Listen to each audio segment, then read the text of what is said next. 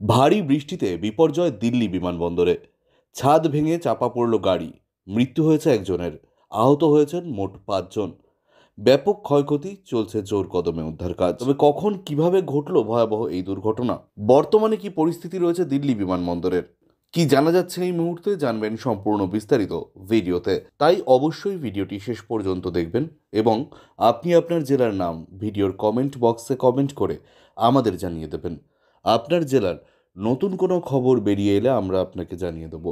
একটা ছোট্ট অনুরোধ আপনার কাছে, ভিডিওটিতে একটি লাইক করবেন এবং আপনি এই চ্যানেলটিতে নতুন হলে চ্যানেলটিকে সাবস্ক্রাইব করে পাশের বেল বাটনটি বাজিয়ে দেবেন পরবর্তী খবরগুলো সবার আগে দেখার জন্য। ভারী বৃষ্টিপাতের জেরে বিপর্যয় দিল্লি বিমানবন্দরে।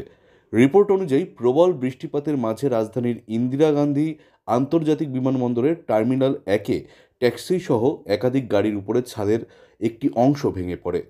এই দুর্ঘটনায় একজনের মৃত্যু হয়েছে বলে জানানো হয়েছে সরকারিভাবে। এছাড়াও এই দুর্ঘটনার জেরে কমপক্ষে 5 জন আহত হয়েছেন। সূত্রের খবর, এদিন ভোর 5:30 নাগাদ দিল্লি বিমানবন্দরের ছাদে ধস নামে। দিল্লির দমকল সার্ভিসকে এরপরে খবর দেওয়া হয়। এদিকে দুর্ঘটনায় ছাদের বিমগুলিও ভেঙে পড়ে। এই বিমের চাপে টার্মিনালের পিকআপ ও ড্রপ এরিয়ার পার্ক করা গাড়িগুলি ক্ষতিগ্রস্ত হয়। আহতদের উদ্ধার করে হাসপাতালে ভর্তি করা হয়েছে। এদিকে এই দুর্ঘটনার জেরে দিল্লি আন্তর্জাতিক বিমানবন্দরে টার্মিনাল 1 থেকে সকল উড়ান সাময়িকভাবে স্থগিত করা হয়েছে। সতর্কতামূলক ব্যবস্থা হিসেবে টার্মিনাল 1-এ সব চেক ইন কাউন্টার বন্ধ রাখা হয়েছে। এই আবহে বহু যাত্রী সকাল সকাল বিমানবন্দরে পৌঁছে বিপাকে পড়েছেন।